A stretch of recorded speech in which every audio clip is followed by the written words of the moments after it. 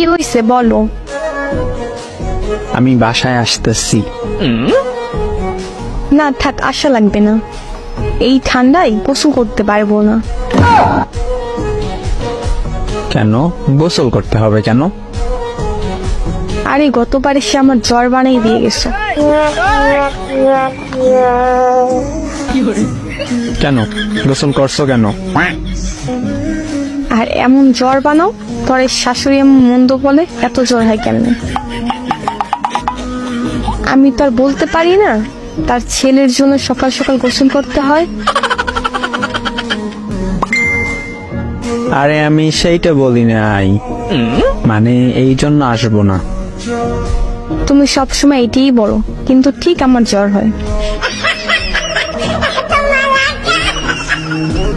আরে সত্যি বলতেছি। গতবারও বলছো।